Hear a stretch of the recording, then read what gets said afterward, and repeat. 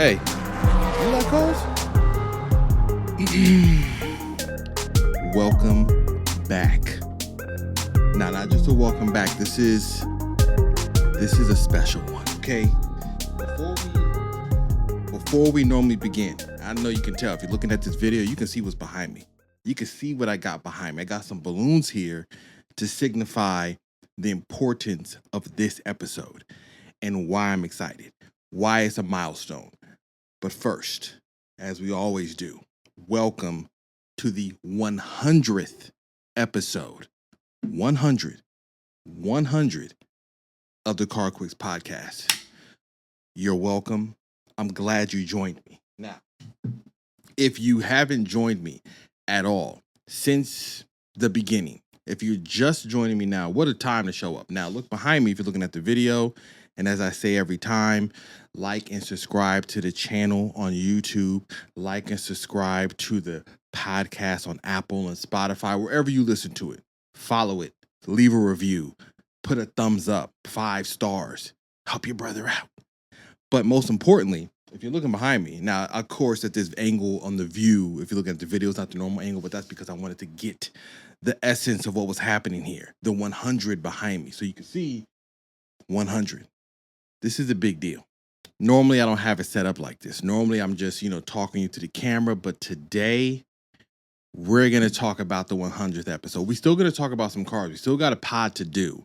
But I'm going to take this beginning intro. So if it's your first time coming here, you're going to just kind of hear me just talk about the journey so far a little bit, just in the beginning. So if you want to hear about some cars and you just don't know who I am and somebody recommended you my podcast and you're just like, what's this guy yapping about? I'm yapping about the fact that I did 100 episodes of this podcast.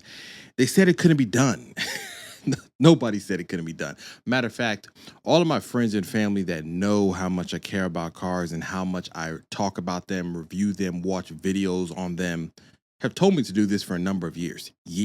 My wife included. She has seen me since we've been dating just talk about cars, drag her to Barnes & Noble and sit in the magazine aisle and read a stack of magazines, read car books, read videos, look at videos. My YouTube channel is literally cars, food, and tech. That is literally all it is. Okay. Just a constant flow of it. So I've been in this as far as just my own consumption of the automotive space since I was a child. Okay. This is nothing new.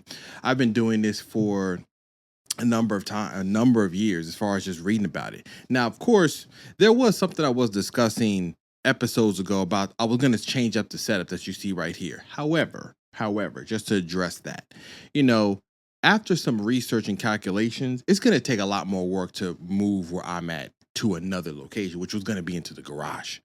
But I live in Texas. In garages in Texas, unless you were the privileged enough to have an air-conditioned one, are blazing hot in the summer.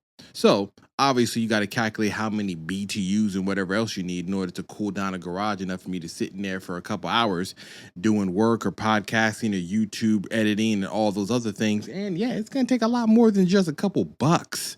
And there's kind of this idea of like, do I do it in this house? Me and the wife are talking about, do we sell now and move later? There's things happening in life that are just kind of making a decision of like, do I just go and invest that much into a place that I'm not planning to be in forever? So that's just more life talk. But about this podcast, about the years I've thought about it, the positive outcomes, this podcast has led me to a place I've thought about. And when I'm talking about this, I'm talking about I'm still in my infancy. 100 episodes is a massive milestone for myself.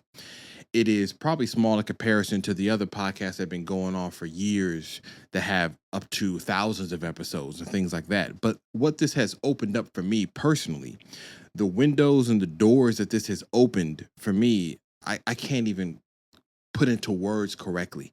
I've thought about going to places like the SEMA Auto Show, being invited to press events for automotive manufacturers, being able to stand next to journalists and talk about cars, being able to use my voice and my writing in a way that could get me further into that arena, in the automotive media arena. And I've been close. If you've never heard about my story about my automotive beginning, I'll give you a brief little thing. I started off my career in automotive. Right now, I work in the tech field. I've been IT support. I've been IT manager. I work in that field now, but that's not where I started. I started in automotive. I went to go work with Ferrari. I started there under a master tech. I learned a lot, but it wasn't, for me, it wasn't fulfilling. Part of that might be just the young age you're at too, but I just knew that fixing and wrenching on a car forever was not what I wanted to do. I wanted to embrace and experience them. I wanted to drive them. I wanted to get behind the wheel. And I got super close. I got super close enough. I mean, many years ago, I used to work for a company that would deliver the cars that magazine journalists would review. We were like the transportation company, but it was so early in the stages of this. I'm sure other transportation companies exist like this that work with OEMs to deliver cars. But when we were doing it, we had to do things like put in braking miles. I remember driving a 2003 Corvette Z06 all the way to like Virginia and turning around so that we could put over 1,000 miles on it. I remember when the Audi RS4 first came to America. I remember when the Evos first came. We got a truck delivered that had 6 on them. Me and my manager at the time took 2 of them for an entire week. The first ever to land in the US. I had been so close to those automotive outlets. I had delivered cars in Automobile Magazine, New York Times, Forbes, Modified Magazine, 0 to 60 Magazine. I was delivering to people like Brian Scotto. You probably know him from the massive amounts of work he did with the late, great Ken Block, RIP to him. That gentleman I met when he had started the 0 to 60 magazine years ago in New York. I remember delivering to the Manhattan Motor Club. I remember walking and stepping into, he don't remember me. I remember meeting Matt Farah years ago in New York. Just when they were in that Manhattan Motor Club, we were doing some event there, and I just remember running into him and just saying hi. This was pre-smoking tire days, okay? This is way before any of that. I remember just delivering those cars to those places and talking to those journalists and asking them, how do I get to a magazine journalist area? Like, how do I get here? Do I got to go to school to be a journalist? Like, what's happening? How do you get here? It certainly was not the open lane that YouTube offered or social media offered at that time because it didn't exist. You literally had to know somebody. I talked to plenty of people that said, listen, I used to write for Parent Magazine for 15 years before Car and Driver had an opening. This was the glory days of car magazines. So my idea of being able to be in media was as strong as it ever could be. Unfortunately, that job, while it was incredibly fun and I got so close to like just seeing that world, it just never paid enough. Honestly, the realistic part of it is that the most fun jobs, the ones that are the most entertaining, usually do not pay the bills. So I went to go work at a dealership. I went to go be a service advisor, assistant service manager. I went all the way that far, and then I just left that field. I was just like, I gotta go do something else. I went to go be a spokesman for Cadillac. I used to do their events for golfing. I used to be inside of a Cadillac Escalade telling you about all the features and all the things that it could do. I remember when the Cadillac Vs came out, the CTSV wagon, the CTSV sedan, the coupe. I was there for that inside of GM's little realm of spokesperson and product specialist. And then I landed into the tech world. I landed a job with Microsoft. I mean, that's just kind of how I ended up in the tech world. Now, I never left the automotive thing aside. I always kept it there.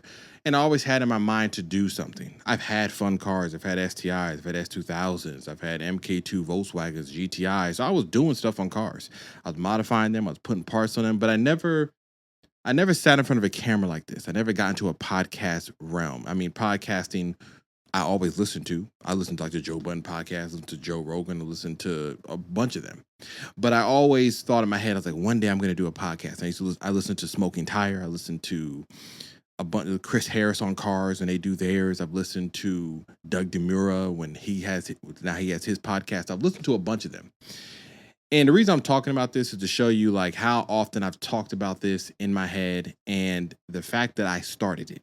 2 years ago, I remember the first episode. Things have progressed, whether it's how I speak in the microphone, my editing, the visuals of how the little layout looks that I have in my little room here. It's nothing super special, but I kind of curated a couple things to make it feel special.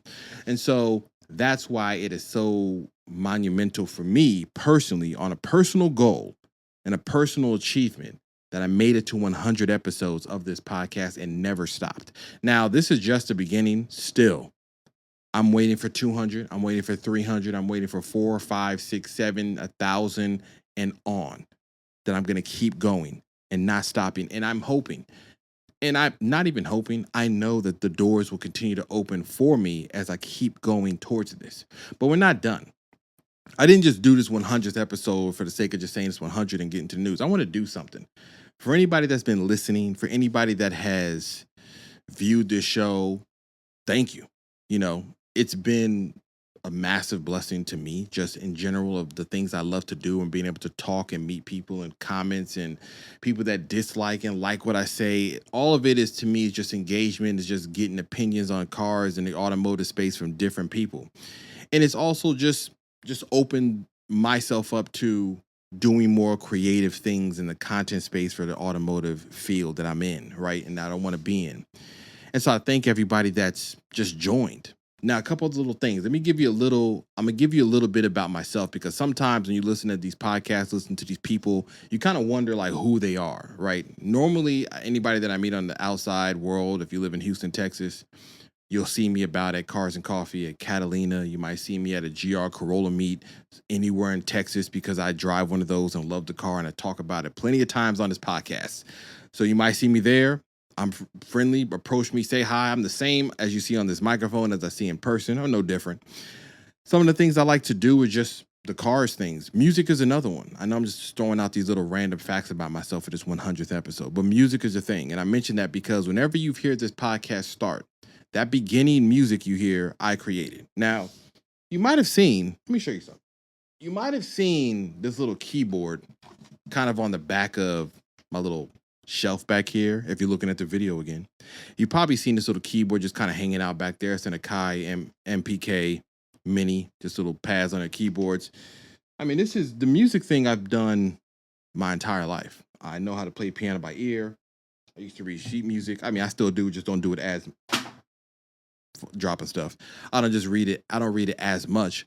But the music, what you hear in the beginning, in the outro, which is the same track I created. If you listen to my YouTube channel, pretty much every single music song that you hear when the video ends, or maybe in between when I'm doing time lapses, I created all that music. The only time you hear something else is if I post something on Instagram and I feel like using a trending bit of audio. But a lot of times, and I've worked with companies like BeatSonic and Shift Power and MST Performance and all these companies I've done for modifying my GR Corolla. Anytime I've done like a video, they wanted a reel or something, I use my own music. And the reason why is because it's kind of like another angle of me just putting out the content that I create. Music production and music for me is like the thread between everything. I listen to music all day long, all the time. And the music production is just one of those outlets for me. I love it. And so you'll hear it there. And if you ever want to listen to it, because I've had some comments, people asking me, where can I hear your music? I'm bad at updating this. So what you hear on there is kind of just what I feel like throwing out there. Is not the latest stuff, but it's since 84 is really how you say the name, but it's SNC.84. SNC.84 on Instagram. I don't have it anywhere else. There is a SoundCloud page. I think SoundCloud might have something I put on there like 10 years ago or something like that. I don't know. But if you ever want to hear the times I put something out there, Instagram has a catalog of stuff I put out there, and I sometimes put new things out there. Recently, I just put one up there. So if you want to hear the music, that's where it's from, in case anybody ever asked or wondered. But to what I want to do, for the people that are listening, and we're going to get to the episode, we're going to give something away.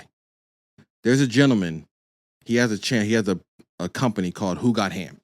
I'm going to put up his little tag right here on Instagram. Really cool dude. He had made a part for our GR Corollas, and it can go on. Actually, you know what? To think of it, I don't know what other cars it could go on. I do know it works on a GR Corolla because I did an entire YouTube video, as you can see here on the screenshot, on installing this little F1, we call it F1 light. Basically means that in your third brake light on your car, when you press on the brake pedal, it flashes a number of times before it goes solid. A nice safety feature, a cool little feature from the rear, but most certainly helps out people to pay attention to what they're doing when they're right behind you, especially in the rain, fog, dark, it's night out time, the sun's bright, just a safety thing. I'm going to give one away. Okay.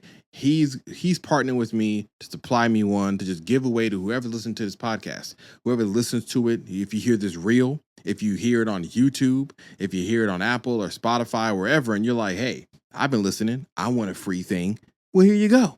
Now, here's how we're going to do this, because I know this is always the hard part. How do you figure out how to calculate who did this? Here's what I want anybody to do. If you want to be entered into this, if you want to win this, and you can see this little product on here, and I told you what it does from the gentleman who got ham, his company, go follow him as well. I want you to follow me. I want you to follow CarQuicks on Instagram and subscribe to YouTube. Do those two things, and then message me on each one of those platforms. I'm gonna put a reel out of this and say, hey, message me on Instagram, follow me on Instagram, subscribe to me on YouTube, message me and say your name and just say I'm done. I did both of those, and I'll check it, and I'll go through a list of people in a couple weeks, 2 weeks or so. I'll pick out somebody that's a winner. But I'm gonna throw something else in there, because I realize that little F1 light mod thing isn't for every single person, and it may not go on every single car. Now, if you're listening to this and you got a GR Corolla, I know it'll work on that. And I'm pretty sure it goes on some other cars, but we'll throw something else in there. I'm gonna give away one of these decides, because I got an extra one laying around. Now, if you've been listening to this podcast or watching the video, if you haven't watched the video, then you don't know what I'm talking about, because on the table or on the desk for all these episodes, or at least when I put it on here, there's been a little guy with a red helmet that's been just flashing animations. It's called anybody that knows these are called Mochis from Decide Company. I think they're based out of Australia. Really fun, cool. I got more of these. So I'm going to give one of these away too, because this is kind of more of a fun thing that anybody can like. So think of this as a package deal. You're going to get a Decide, and you're going to get the F1 Lite module, and you make that, and you can just enter. Anybody can enter. I don't care if you just listened to this episode. I don't care if you've listened to it since the beginning, since episode 1. So those are the rules. If you're hearing this, you want to follow me on Instagram, subscribe to me on YouTube, and then message me on Instagram or YouTube and say, hey, I did both of those. Here's my username. Give me the username that you subscribe to on each of those channels, so that I can actually go and find and verify that you did it. I don't want to just hear you say you did it and then I don't see that you're there, because it's not fair to the other people. And you don't have to do it if you don't want to. I mean, it's fine. But hey, if you're fancy it, if you've been listening, if you want to win something cool, if you just want to throw something on your car for a modification, especially if you got a GR Corolla, if you want to throw something on there, especially support another local business, he's based in Texas as well, then we're going to go ahead and do that. Like I said, I'm going to do another reel and stuff like that, so you can actually see all the rules and stuff, but that's what I want to do. And like I said, this isn't going to stop. This episode we're just beginning. Episode 100 is a milestone for me. It means a lot. I think anybody that's been listening, I think anybody that's encouraged me to do it, especially my family and friends have encouraged me to do this the entire time. The people I've interviewed, the people that I have been able to look at their cars and talk to them about it, the people that have worked for organizations that I've been able to speak to and interview, that's just all great. The access that I've gotten, and I just pray that it continues to move forward, and I continue to be motivated to do it. I never want to get burned out. I never want to feel like I'm not accomplishing what I want to. I never want to feel like I need to get something in order to do this. I want to be able to always do it out of the love of talking about this industry, and that's why I do this. But we do have an episode. We do have some cars to talk about. We do need to drive in. And so again, thank you for being here for 100 episodes. I appreciate it. I love it. I love anybody that's following. Like I always say when I begin these episodes, I hope you're doing well. Your children, the family, the loved ones, the significant others, the goals, that everything is going according to plan. And that we're all aligned well, that our prayers are being answered, that we're offering them up to those that need them for our own goals, our own things that we're trying to accomplish, because that's what matters the most. Now, let's talk about some cars.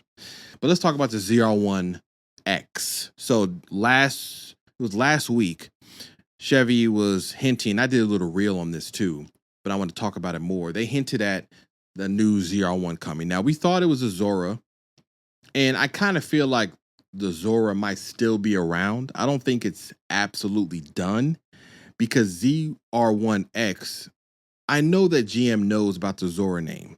And if they're doing this on the ZR1X as far as like a high performance version of ZR1, I kind of feel like the Zora name is still out there. And I kind of feel like it might have to do with engineering and coming up with some different ideas and maybe a different look. Because I think if they were to do it, they may change the body of it in a way or add different aero or body kit to the ZR1 to really separate it from the others and then bring out like a 1500 horsepower Zora. So I do believe that that name is still around. And I do think that GM is holding it kind of close because they're like, listen, we already banged them with the ZR1 and the ZR1X. Hold on to that Zora because we're going to come back from one last hurrah to really put the nail in this coffin as far as the competition goes in this price point. But let's talk about what they did. 1,250 horsepower. Do you hear me? 1,250. Ridiculous. Okay. Absolutely insane that we're at a 1,250 horsepower car from GM. Now I know there are hypercars like Koenigseggs and like 1,000 horsepower car is available from other manufacturers. Usually not in your local Chevrolet dealership. Usually you got to fly somewhere with a, concierge and be invited and have multiple millions of dollars to start getting to these levels of horsepower from the factory, not the aftermarket. Now, the aftermarket already do that. But let's talk about what it can do. So we're talking about 0 to 60 under 2 seconds, quarter mile, 9 seconds, trap speed over 150 miles an hour. This is already crazy, okay? Those numbers on the street, absolutely ridiculous. 233 mile an hour top speed remains the same as the ZR1. There is now all-wheel drive, all-wheel drive, because there's an electric drive unit in the front, similar to the E-Ray, that adds that additional 186 horsepower and 145 pound-feet of torque over the ZR1's 1,064 horsepower. Then we have 2 drive modes that are unique. One of them is called push to pass, kind of like what they do in Indy cars, which is you press this mode, it's to max power output. It's to give the ZR1X max power output, probably depleting the battery as fast as it can to give you the full power. Then there's qualifying mode, which optimizes battery power for the best lap times. And then if you have a 2026 Corvette C8, all of them get PTM Pro. Now, PTM Pro kills traction control and stability control, and in the ZR1X, and maybe on the E-Ray too. But in the ZR1X, it manages the front drive unit so that it can control the front axle actively when it comes to the front brake, so that when you come out of a corner, your traction is as good as it can be. But let me talk about something. If you have a ZR1 and you're turning off traction control and stability control, I really hope that your pedigree of racing cars or handling cars at this power level is optimum, okay? Top tier. Do you know what can happen? The amount of things that can go wrong with traction control with 1,250 horsepower is already crazy. It's already as high as it can be. You turning it off, you better be Mario Andretti's son, okay? Or himself. Hamilton, Verstappen, Piastri, Lando Norris, whoever you want to name as far as a race car driver that you look up to, I hope you've been trained by them because there's nothing that can go right if you don't know what you're doing with over 1,000 horsepower and you go to hit the corner and you got traction and stability control turned off. It's going to be a bad look. Okay, you're going to be on the Cars and Coffee videos and people see them spinning out, flying into trees and all types of madness. Now, another thing that they did upgrade on the ZR1X, that the braking package on this is massive. It has 16.5-inch carbon ceramic brakes with Alcon 10-piston front brake, 6-piston rear. It's part of Chevy's called the J59 braking package. They said that when they went from 180 to 120 miles an hour, it pulled 1.9 G's of deceleration. This is borderline.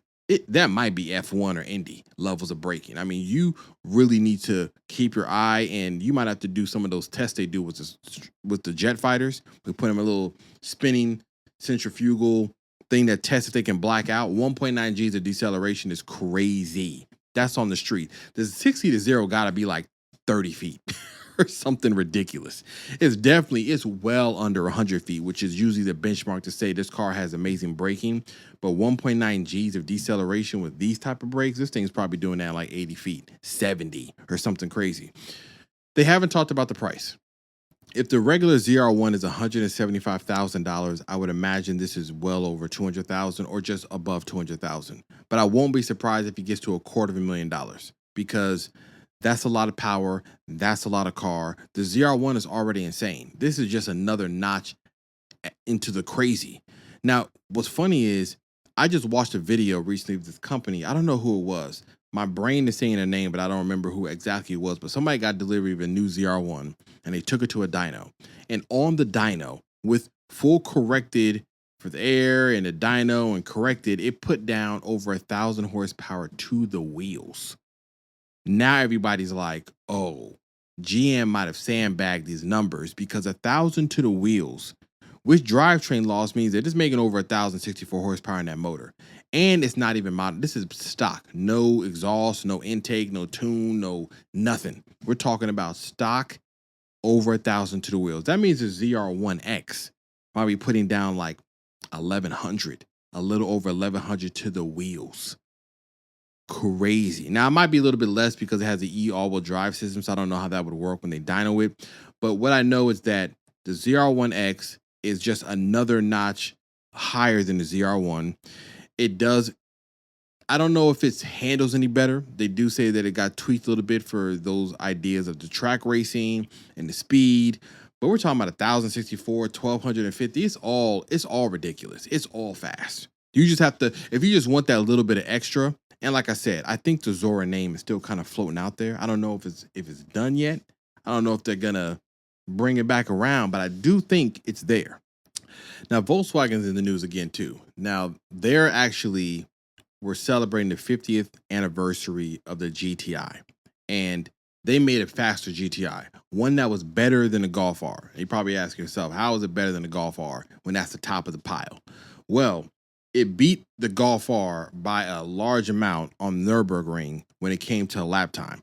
Now, I know that doesn't really matter in the grand scheme of things because some people are going to want the all-wheel drive that the Golf R offers to the front-wheel drive that the GTI offers. But let me tell you what they did on this GTI and why I would pick this over a Golf R and why this is the best GTI they've ever made. One, it has 320 horsepower. And the reason why you would want it over the all-wheel drive Golf R is because of weight. They didn't give any official numbers, but a normal GTI is 300 pounds lighter than a Golf R. 300 pounds is nothing to scoff at, okay? You can't just turn your head up to that like, oh, that's not no big deal. 300 pounds lighter with about 8 horsepower less than the Golf R is going to be a faster car. And now, it may not be faster off the line because you got all-wheel drive. It's going to help you out. But just in general, it's going to be a faster car. Now, the exterior, I'm just going to talk about that because you see in the picture right here in the video. It looks cool. It's red. It's a standard GTI. You got some more red accents. The wheels have like red striping on them. The wheels, actually, I want to kind of point out, those are forged wheels that you see in this picture. They're 6.6 pounds lighter per corner if you choose the forged wheels. And exterior standard GTI fare. The interior, though, I do want to give a nod to Volkswagen for what they did here because we all love the plaid looking seats in the GTI. If you're a Volkswagen fan, they added those, but kind of threw a spin on it. The center piece, the center section you see is kind of like a larger plaid design with smaller design on the side with a little bit of Alcantara kind of suede in the center with red seat belts. The front has more red stitching and things like that to signify the 50th anniversary. And it's automatic. I know. If ever there was a missed opportunity to make the most engaging GTI there is, it was this one, okay? The 320 horsepower front-wheel drive with a 6-speed manual would have made massive headlines. Now, I'm not saying a DSG is bad. A dual-clutch transmission can be fun, can be exciting. It's just not as engaging. This is what it is, okay? Save the manuals. And it's not coming to the U.S., which is another misstep. I don't know how we don't get this. Even though it's not a manual, it's fine. The people that like GTIs and trying to go for them and do not want the all-wheel drive nature of a Golf R or want the less weight, the 50th anniversary GTI is important, and especially in the US where the GTI has been known for years and has been around for years and has been loved for years. I do find it surprising that they decided to not bring it to the US. That is interesting to me. But it's not, it's only in the Europe right now. They didn't talk about the price, but that might also be the reason why they won't bring it here, because the price would probably be over a Golf R, and then you got to find a way to market that and justify the price, and you're really only talking to the enthusiast that wants to pay that much more money for a GTI as opposed to just going to get a Golf R. So there's that balance there. But in Europe, UK, if you want the ultimate GTI, the one that beat the Nürburgring lap time of the Golf R, the GTI Edition 50 is the one for you. And I do like how this looks. And I do like the performance and the idea of it. I just wish it was in a manual. If it was in a manual one, I'd be tight that it wasn't coming to the US. Not that I was buying one, but you know. Now, some of the biggest news that was happening, that happened this week, and I've talked about it before, and we're going to spend some time talking about this and just different ideas, was AMG. So AMG released the GT1 XX concept. Around episode 95, I was talking about AMG was releasing an electric EV sports car that they were saying had to be an AMG first and an EV second. They were saying that it had to be an answer to the call of being a true AMG car that just so happened to be an electric car. Now, if you listen to this podcast, you know that those sentiments sound very similar to their other rival, BMW, when it comes to the M3, where BMW is saying it needs to be an M3 first and then an EV second. In layman terms, the way I say it is, it's an M3 that so happens to be an EV. It's an AMG that just so happens to be an electric vehicle. And so they showed this concept. Now, I was going to wait to talk about the exterior, but we're just going to drive right into talking about it right now. I have conflicting views on this exterior. I will say this, that original concept they showed looked absolutely perfect. As far as all you had to do was add doors and windows and side view mirrors, and we were in there like swimwear. But they changed it up a bit because, you know, concepts to the production car. I'm going to show you this. The side profile, I'm looking at the picture now. The side profile looks fire. To me, the side profile looks banging. It's sleek, smooth. It looks like it's cutting through the air. It looks good. The side profile looks good. You saw this car next to you on the road, you'd be like, yo, that looks hot. Now, of course, it's in like an orange color, so that's adding to it. Got little accents on the side. Those might be LED lights on the side skirt right there that kind of show off the AMG like logo with it moving to the back of the car. But the side profile looks dope. I'm not mad at this.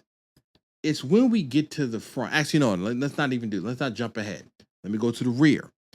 The rear looks dope. They have a little LED light in the center that shows probably different graphics. It shows AMG right now. It also has has 6 taillights, 3 circles on each side. It looks good. I don't know if it doesn't have a rear view window because it looks like it doesn't, and it has more like a spoiler or something that's kind of recessed into that little trunk lid. I don't know. Maybe it does have a rear view window and they're just showing this concept without one, and it will, but the rear looks dope. Okay, it looks different. You don't know what it is. It's exciting. It has that sporty feel to it. I like it. The rear looks good. Then we get to the front. You know, I don't know. Okay, this front end, it's very aquatic. Okay, it looks like some type of fish. And maybe, just maybe, that was part of the goal. Now, the lower grille area with the LED strip that wraps around it and the fog lights and the big Mercedes-Benz TriStar there and the grille, it looks good. That part looks good. Just when you get, it's just the headlights and this curve up into the hood. Funny enough, the hood with those vents looks dope. That's aggressive. That's real sporty, real race car-esque. But these headlights, I just don't get the headlights. My only theory about why this front end looks this kind of funky is because they said this has a drag coefficient of like 0.28, or something really, really low. I think lower than any other AMG car they've made. I kind of feel whenever cars start having that certain look, it's like the design is dictated by the wind tunnel, which to me never gives you the most elegant looking car. And if we're just using an EV as far as getting people to love AMG, I think that you have to first and foremost make it look good without a question. Not I don't know. You need it to look so good that people are like, man, the ones that don't want an EV, you need those people to say, this looks so good. Listen, I know it's an EV. I'd rather it had a twin turbo V8 or V10 or whatever, but this looks so fire. I'm still going to get one. You need it to look that good. I don't need to be on the fence kind of like, this angle looks kind of good. That angle looks kind of good. I don't know, because you're talking about clearly a $200,000+ car here. There's nothing about this looks cheap or is going to be cheap or was supposed to be cheap. But this front end just, sometimes I look at it, I'm like, okay, but it's not a knockout. And that's probably where I'm a little disappointed. It's not a knockout. This should have been clear knockout. The AMG 1, the way that looks, that's a knockout. That's no questions asked. Looks crazy. Fire. Absolutely. Thank you. Give me 2. This, I'm sure in person, which is always the case with these cars now these days, in person it'll probably look a bit more better because the proportions will look more, you'll see them in more realistic view. Because on the reveal, I looked at a video from Car and Driver and I throw it up here too. They showed the reveal in person, and even then I was like, okay, it actually is looking a little bit better because when you see it in person, you got the light and the dimensions and everything kind of come together. I still think that the front end should have kind of been a little bit lower in the front chin area. It kind of curves up, which is probably there for safety or for getting over speed bumps. But they could have made these headlights in this front end, they could have designed it just a little bit better to make it a little bit more exciting. But let's talk about the car in general, and then I'll jump into the interior after. 1,341 horsepower. That is what the electric drivetrain is giving out. 1,341 horsepower in a sedan with a top speed of 223 miles per hour. Craziness. I think the Plaid just tops out at 200. The Porsche Taycan does like 190. 223 in a sedan with your friends and family. I mean, not that you would want to do over 200 miles an hour with your friends and family cutting down the road. I'm just saying, that's pretty crazy. You can sit 4 people in there or 5 at that speed. Now, the point that they were talking about is this has 3 motors, a tri-motor setup. The thing that is being talked about a lot, or AMG is speaking to about the driving dynamics, is that they're using these axial, what do they call them? Hold on, let me get the right name of these motors that they're using, because it's a reason why they're using it. Instead of the standard design of a radial flux motor design that has been used before, they're using an axial, am I saying it right? I might be saying it wrong, but axial flux motor design, because it is so light. So let me give you an example. The current electric motors they're using right now, these versions that AMG is using that are not brand new, it's just that they're putting it in this car, can drop weight around the 400 to 500 pounds as far as the system goes. When you're talking about these electric vehicles weighing 6, 7, 8, 9,000 pounds, a few hundred pounds less is needed across the board. Like, everybody needs that. Like, you need to save as much weight, especially if you're trying to have an engaging car. And AMG was busy saying, we're trying to make a driver's car. We want it to be able to go on the track and run multiple laps. We want it to feel like an AMG. Weight is the thing. If it's overly heavy, it will never feel as nimble as it would if it was a lighter car. And so this one has a 3-motor setup, 2 of them in the rear, which is interesting because I really thought this was just going to be strictly an all-wheel drive bias situation. It does have all-wheel drive because there is a motor in the front, but the 2 in the rear are rear bias. So think 30-70 as far as the power split or the torque split on there. But each one of those units in the rear have their own special torque vectoring and rear power delivery. I don't know what that means for the handling setup, but if they're already talking about this, it means that they're going to utilize torque vector on each side of those wheels to help turn this car around corners, because it's still going to be heavy. While they're saving weight on this motor design and how they're doing the batteries and the density and what they're creating and what they're engineering, it's still going to be a heavy car. it's still probably going to be over 5,000 pounds. It's still a big and it's going to be heavy. So they're trying to do whatever they can to help it be nimble and drive around and be a car that can have the AMG badge. So each motor, dedicated cooling, top speed, I said 223 miles per hour. It has a 3,000 cell battery that's directly cooled for longevity, and it has the ability to charge up to 1,000 amps, or to give you to the number, 248 miles in 5 minutes. Here's a realistic thing. While that sounds nuts, you need to go to a specific place that has the ability to charge like that, and I can guarantee you where it's at. The headquarters of Mercedes, okay? They're going to show you that it can charge that fast at the AMG headquarters in their parking lot. And once you leave from there and you go to charge at Charge America, you're going to be back to the regular pedestrian levels of charging. Okay, you're not doing 248 miles of charge in 5 minutes at the random Citgo gas station. Okay, it's not going down like that.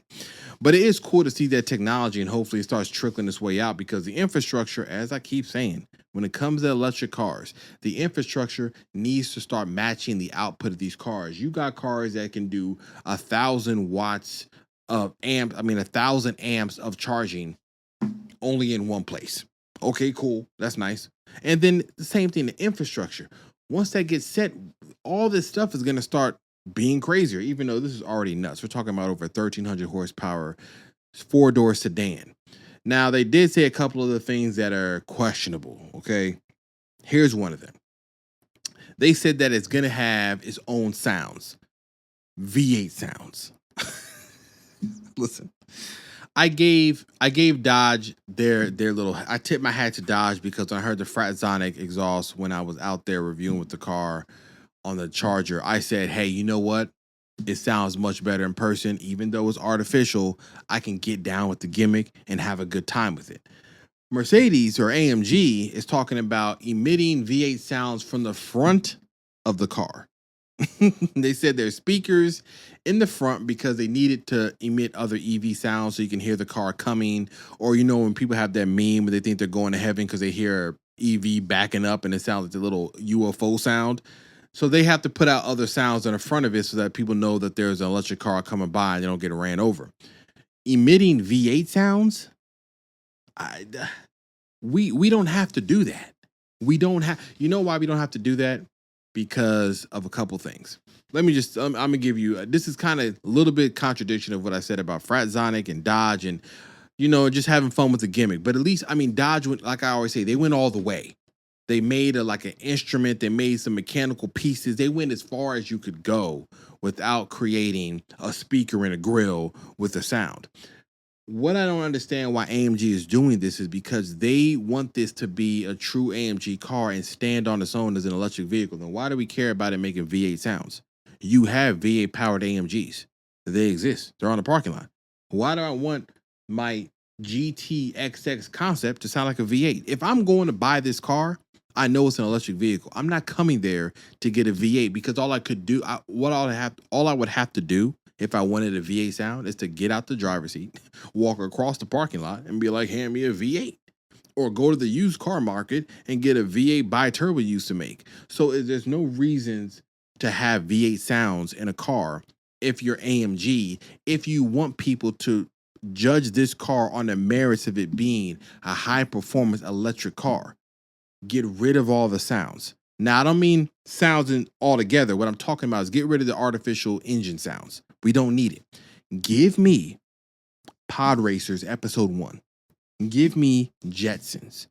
Give me, call Zimmer, okay? Call an orchestra. Call whoever scored Arrival, okay? And ask them, can you give me some sounds for this car? Because that's a selling point. If you can call Hans Zimmer and say, we had him compose a sound for AMG GT1 concept, you trying to tell me that wouldn't be a selling point? You trying to tell me that wouldn't be better than trying to emit fake V8 sounds? To me, that would make this story even better. It would say AMG knows it's an EV car. Like, people would respect it even more. They would say, at least you know it's an EV car. And they said, listen, we worked with this composer. We got a custom sound that matches what AMG means without it trying to almost sound like an engine.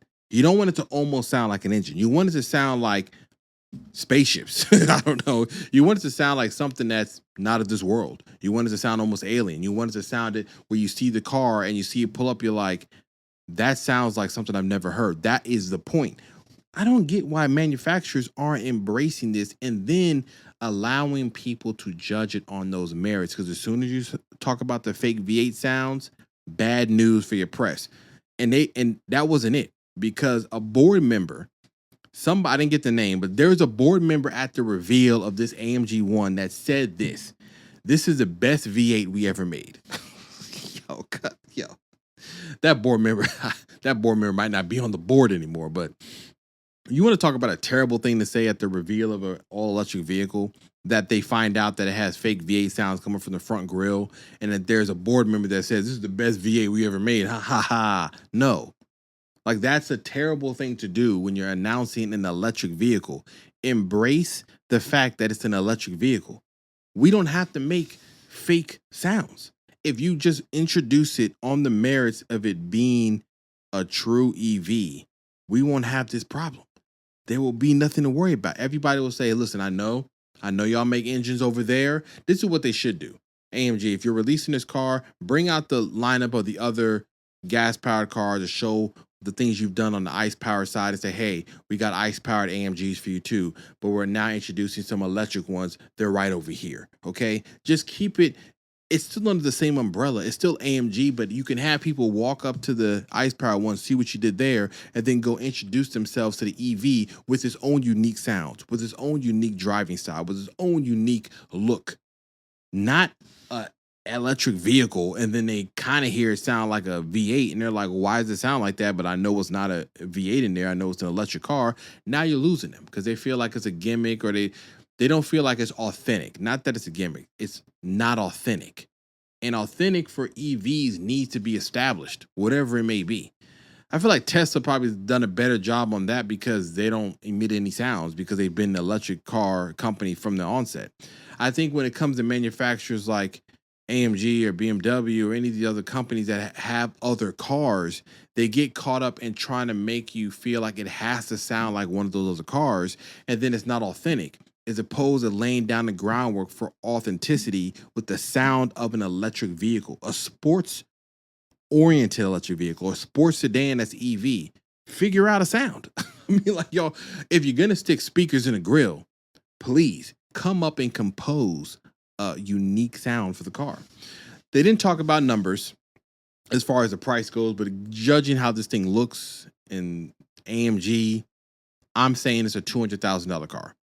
And now, the way these cars depreciate as far as electric vehicles and its price point, it's not going to be something that you're going to buy and just hold on and it'll make money like a McLaren F1 or some Porsche GT3 or something like that. It ain't going to do that. You're going to get one of these and you're just going to have the money to blow, because you're going to lose all that money in about 2 years, and it has 20,000 miles on it and it costs half of what you paid. But that's an exercise. This is AMG making an exercise in making those EVs. So you just have to approach it under the appreciation of wanting to see what they can do on an EV and not what they have done on a gas powered car. Because if you come here talking about that, then it's just going to be bad news for you. Now, coming out of doing a full 360, we're going to jump into true hypercar territory, and that's Koenigsegg. They actually renounced a wilder version, a more track-focused version of the Jesko. And it's called, I know I'm messing up this name, so just bear with me as I tried to find a video of somebody announcing how you pronounce this car, and I couldn't find it. So it's spelled Sadair, Spear. Sadair Spear. Yeah, that's how I would say it. Sadair Spear. Now, there's a cool story behind this. Christian von Koenigsegg, obviously the founder of the Koenigsegg cars, his father used to be a jockey, and the last racehorse that he was on was named this. So they named this car after that racehorse that his father is on, and it is a more extreme version of the Jesko for the track. Now, the horsepower is a little bit higher. I think it's around like 1600 because they found another 20 horsepower by reworking the intake and another 25 you were an E85. Not like this car needed any more horsepower. It wasn't like people were getting the Escos and they're like, you know what? I mean, I'd buy another one if it had more power, you know. But I do like the way the body looks. Now, it still has the same silhouette as the Esco, but it's elongated to introduce more downforce, more aero. It has like a biplane wing on the rear. The normal giant wing that Yesco has, this one has a biplane version of it now for more downforce, more active aero, like a double blade in the rear. The front of it has more aero, more winglets and front diffusers and rear diffusers. And it's in this shown off in this cool brown color with these green accents. The interior is pretty much the same as the Yesco. The difference is that it now has these 6-point harnesses on it to kind of hold you in place.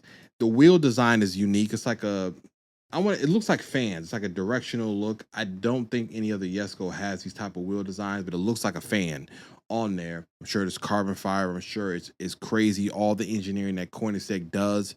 If you've never seen videos of Koenigsegg and him walking around the factory showing you all the in-house stuff they design, from electronics to carbon to engines to parts, you need to go look at that, because what they do and all that being in one building is incredible. So the Yesco is here in the Cedar Spear Extreme version. They're only making 30 of them. They're already sold. They invited whoever these multi-millionaires and billionaires were, who already have Koenigsegg's, to a private meeting, showed them this, and they said, I'll take 2.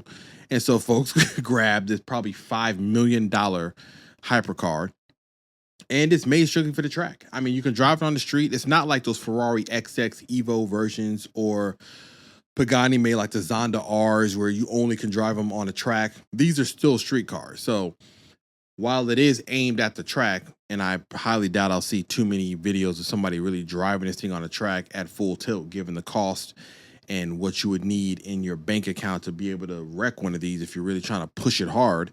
But I like it. I like the extreme nature of it. I like just seeing the development of further pushing the boundaries of what the car can do. And I do hope that there is a video of somebody truly testing it, or a lap time or something where there's a driver and they're really pushing it to see what it can do. So if you're one of those 30 people, congrats. You know, maybe you'll see one on the road. Maybe, I'm sure if you go to Monterey Car Week in California, one of these is popping up. Now, coming down out of, you know, the stars in the dreamland, as far as when it comes to hypercars, Nissan announced a new Nismo. I know you're thinking, oh, we got a new Nismo car. What do we get? Got a Nismo. We only got a Z. So the next Nismo that you could think of, you know, was going to something that's kind of regular. And it went to the Armada. I'm not going to lie. I'm not going to lie. I like this. And this goes against a lot of things I have said previously and a lot of critique I've had on just Nissan in general. Okay, we know Nissan's current state of affairs is not the greatest. Their sales are down. They're doing deals. They're shaking and baking. They're trying to do what they can to keep the company afloat. And I've switched my tune on some of their cars, and I've said certain critiques about the model lineup of what they have. But listen, I'm not a perfect human. Okay, I'm imperfect. There's nuances, there's balance, there's contradictions, there's things like that. But this, I can get down with this. But I've always liked the Armada. See, that's the difference. See, I talked about the Armada and gave its praise when they brought it, when they showed the redesigned one for this year. And I said, listen, we finally got a true patrol here. This is Nissan bringing what they've been doing overseas for many years, bringing it here. I've driven in one. It's a fantastic 3-row SUV. Yes, it's big. Yes, it's tall. It's a flying brick, if you want to say that. But that's what it is. It's a boxy vehicle. And I like the boxy nature of it as an SUV. And the regular Armada is good. So if you throw some Nismo, you know, sauce on it, we'll sprinkle a little Nismo on there, I'm all for it. Now, let's talk about the performance, because they didn't just sprinkle Nismo accoutrements and Nismo little body kits and flares. I mean, if you look at the outside of this, it's the standard, you know it, Nissan, like Nismo grayish blue color. There's red accent lines all over the car, the front spoiler, the rear spoiler, the side skirts. the front grille area, and it matches the Nismo Z. And they actually showed it towing the Nismo Z in their release of their press release when they showed off the vehicle. They had it towing the Nismo Z in the same color, which is that's a gangster setup. Okay, if you had the Nismo Z in that color and then got the Armada to tow it to the track, I mean, I can't hate on that. Nobody can.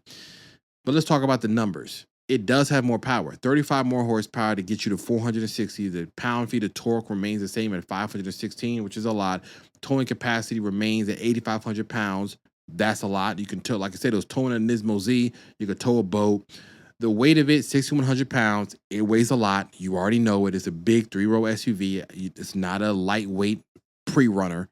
And the exterior, like I said, I like it. You get a body kit, you get a little side skirts, you get rear skirts, you get a diffuser, you get a rear wing, and you get these unique 22-inch forged alloy wheels. Now, I find that impressive. The fact that you can get forged wheels of this size from the factory. Now, if it was me, let me just have a little fun. If it was me buying one of these, I might have to go holler at Vogue Racing, because at the SEMA show last year, or no, it was at the SEMA show, it was at the Tokyo Auto Salon. And this year, in 2025, they showed off a 23-inch version of the infamous, famous, much-loved TE37. Now, I know TE37s are on everything, and some people are getting tired of them. They're calling them like they're calling them expensive RPF ones, things like that. But listen, TE the world, as they say.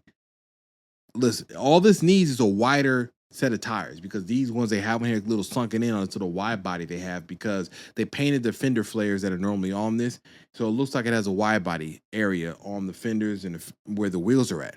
So I'm like, a little wider wheels, a little bit of a fatter tire, we're cooking. Okay, we're cooking. I would even lower this. Okay, listen, that's just me. So I like how this looks. The interior is dope to me, because I like the fact that Nissan decided to just have fun with this. You could tell that they were in the boardroom or somewhere like, listen, I know people are going to look at us and say, I thought your numbers are down. I thought you needed to make sales. And here you go making a Nismo version of an Armada. Now, this is the first time we're getting it. They've made Nismo versions as a patrol overseas for years. We just never got it. So now we finally get our version here. Interior-wise, as you can see on the picture, you get this red and black theme from the front all the way to the back. I don't know why that kind of sat with me, but I like the fact that you could see that theme clear to the back. You get all the features that you got on like a Armada Platinum, sunroof, panoramic roof. The dashboard area has red accents. It has the, big screens on there. I mean, they're laid out as best as we can get nowadays. Like I said, my critique has always been that the screens now are just tablets on the dashboard. Sure, we're working our way to getting better design when it comes to how those screens are laid out. You get red accent line that kind of flows under the dashboard and around the vents on the side. Steering wheel looks like it's large in diameter. It's not flat bottom, but you do get a red stripe down the middle to kind of help make sure you got the wheel straight when you're stomping on the gas out of that Whole Foods parking lot. And listen, it looks cool. That's all I can say.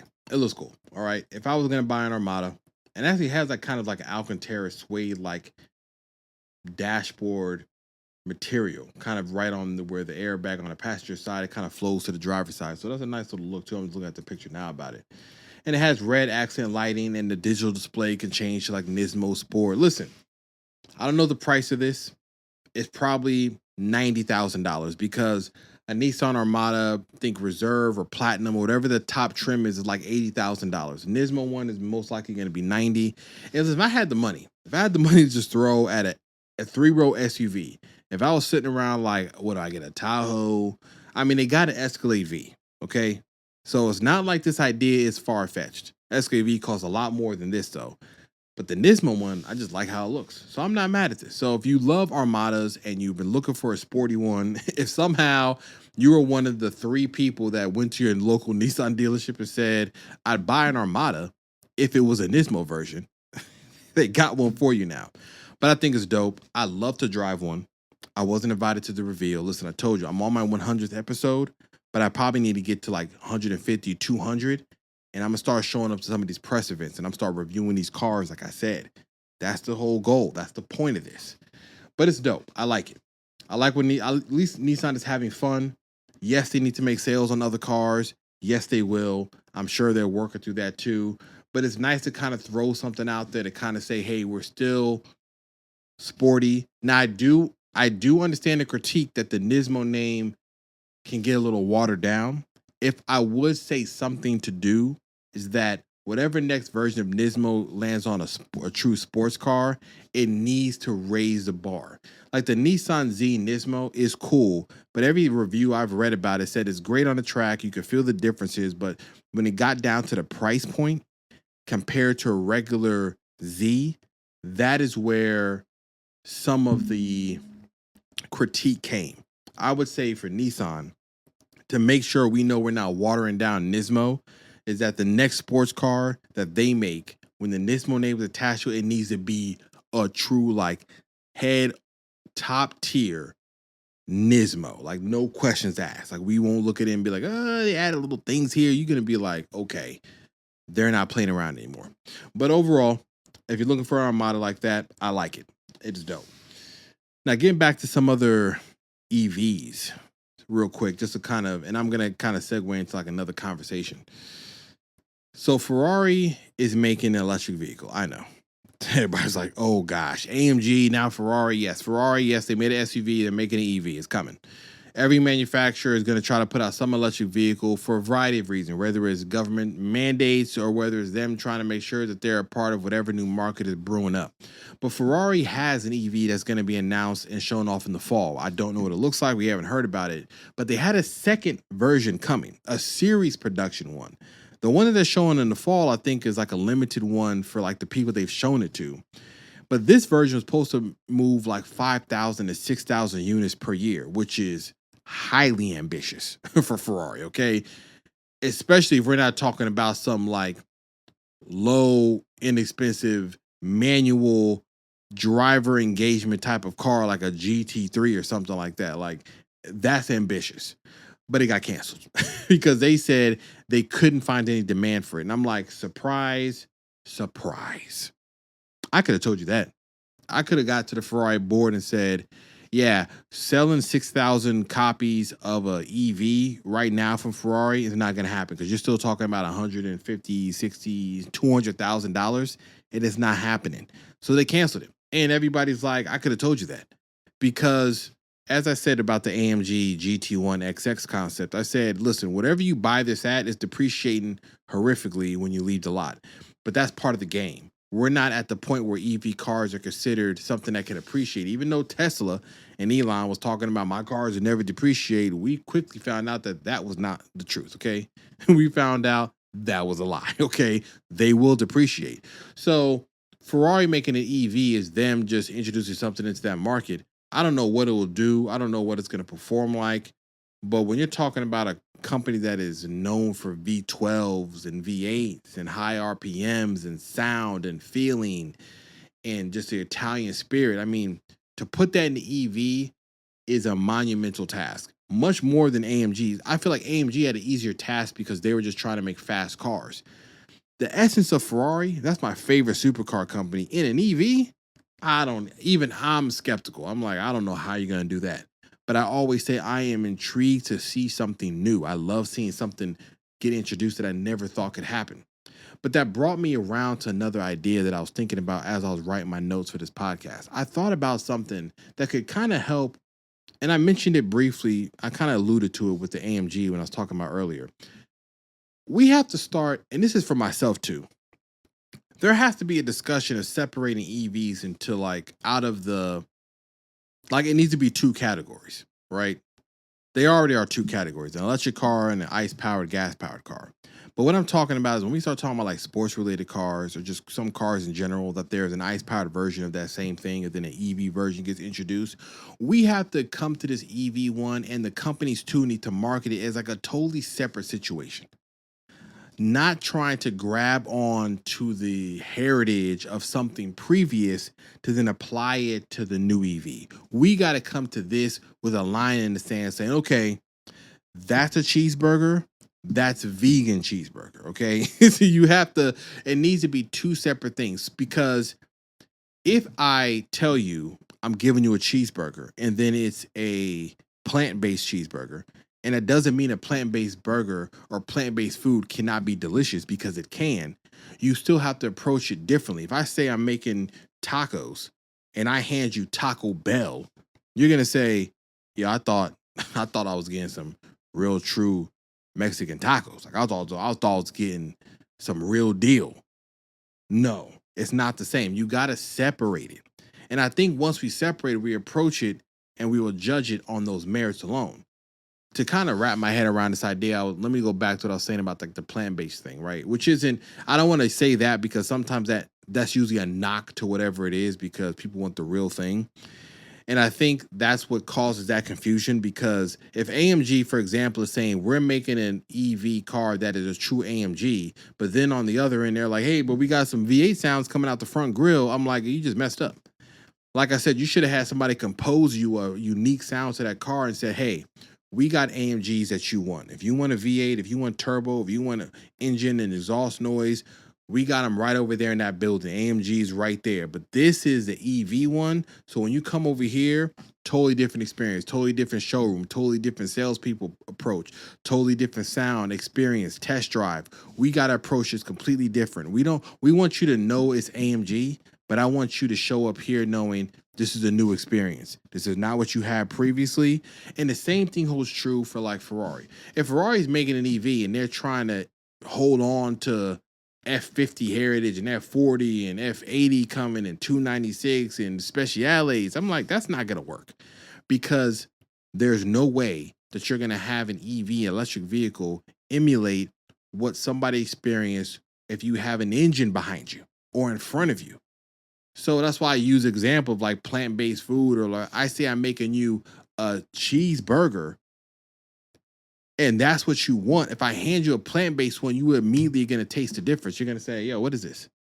I'm like, oh, that's like, so here's what I did. I took some cauliflower and you're going to be like, man, take this away. Now, if you come into the place and say, hey, I want you to try a sandwich. I want you to try a plant-based burger. I want you to try something that does not have the normal ground beef that you're used to. But I guarantee you're going to love this experience and it's going to taste good. It's something different. I just want you to judge it on those merits alone. You'd have more people do it. You'd have more people say, okay, I can like, now maybe with what I just said, you might want to come up with a different name and not say a burger, because when you say a burger, people think ground beef. So you might have to come up with a different name. Similar to what I was saying about AMG or even Ferrari not finding anybody to sell. Like, stop trying to grab onto the previous motor. Stop trying to say we're making a like Ioniq 5N, but we got car sounds in it that sound like the Elantra N. Listen, no, the Elantra N has a turbo 4-cylinder. Let it be. Let the Ioniq 5N have its own composed, unique sound. If BMW is making an M3 EV, I would say the same thing. Do not have it pump fake engine sounds like an inline turbo 6 or a V8 or anything like that. Get some unique sounds so that that experience can stand on its own, and then it's judged on those merits. While I do like what Dodge did with the Fratzonic, I can still say the same thing for them too, saying, listen, it would have been better off. Well, for them, they have a couple more nuanced things. They should have first introduced a twin turbo V6 inline 6 alongside of the EV. But the EV should have been a totally separate experience. It should have been over here like, listen, don't come over here expecting the same feeling of an engine. Don't come over here expecting a rumble of a V8. We did not do that. We're doing an EV that we feel kind of matches the spirit of Dodge and the SRT brand. And I'm sure they mentioned that in some of the marketing material, but when you release the car and then immediately start showing off that you can rev an engine, so to speak, in quotations, and it emulates a sound that almost sounds like a V8, you automatically going to lose the people that are saying, I don't want an EV. I wanted a supercharged V8. That's my thinking on that. I think that once we get to the point of truly separating the two, that we'll have something where everybody will approach them and say, okay, AMG, you're doing an EV. I know you've done before. I know the cars you've made, but I'm coming here expecting pure electric driving experience. Show me what y'all do. Listen, whoever's listening to this podcast, if you need somebody on the marketing side of these EV cars that's coming out, holler at me. Even though even though I love me some gas powered turbo cars and all that, if I'm here to help the industry.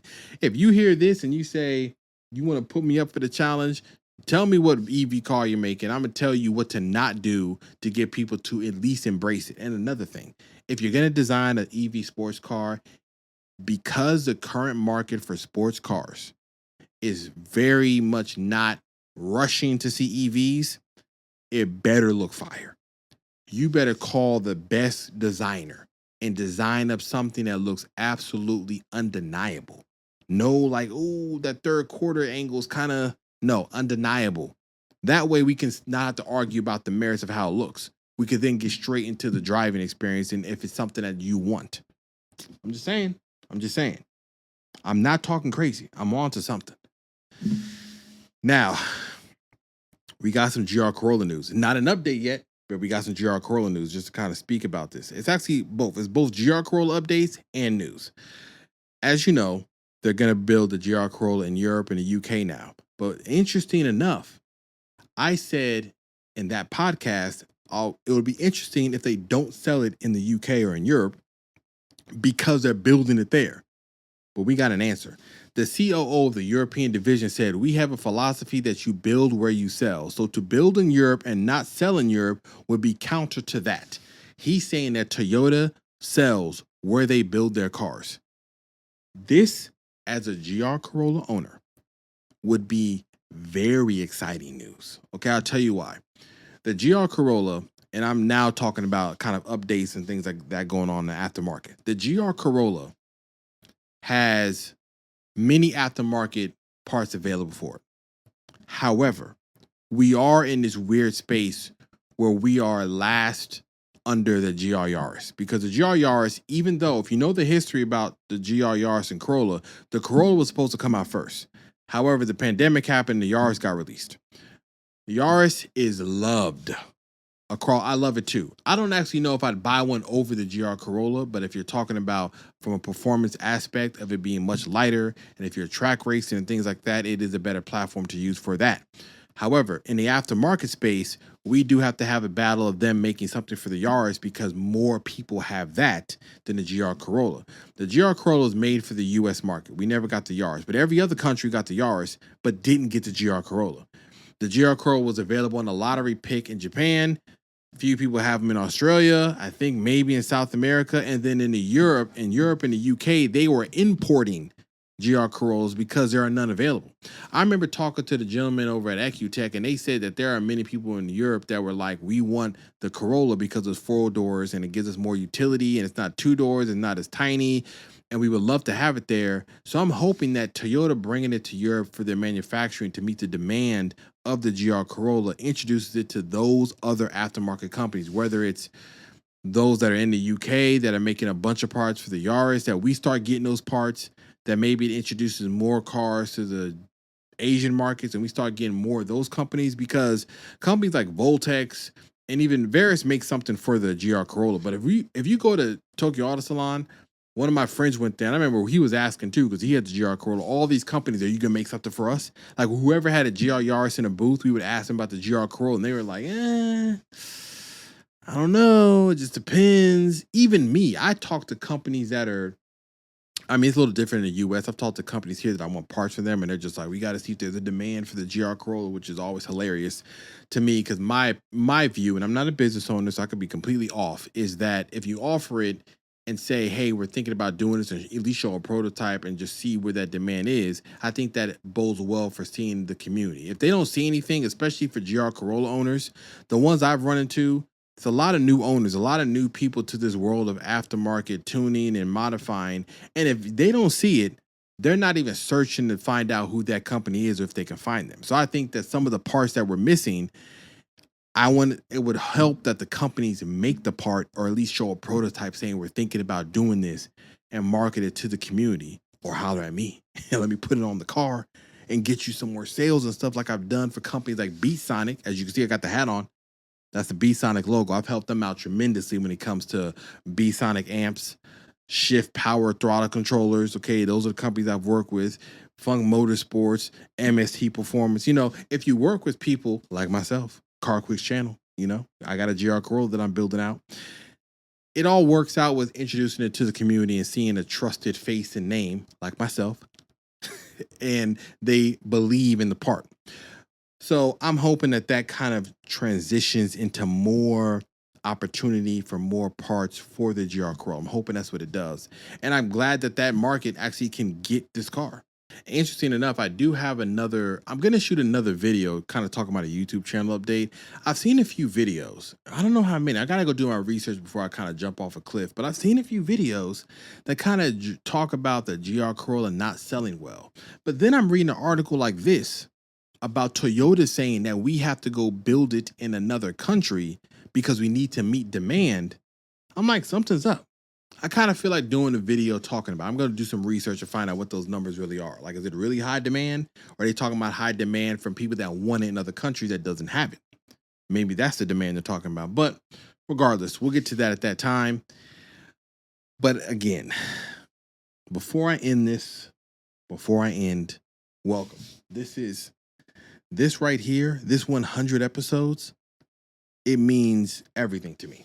No, it's not like a play button or anything like that, but this is massive for me. 100 episodes of me doing it every week, of me starting it 2 years ago, and the things that have come and the things that I'm going to keep doing. And I keep tweaking and learning different things. Like there's more that I want to do on podcast episodes as opposed to just talking about the automotive news that I love. I want to introduce some other episodes about things that I'm doing, whether it's reviewing a part that I put on the car.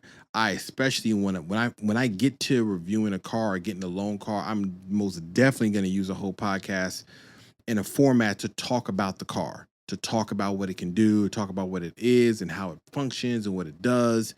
And then also for events I go to kind of bring that around. Like I'm going to the SEMA show again this year.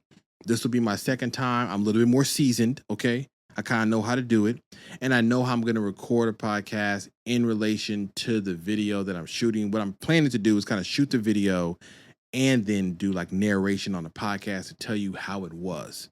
Hopefully that works out. It's kind of an idea. It'll get tweaked as we go there.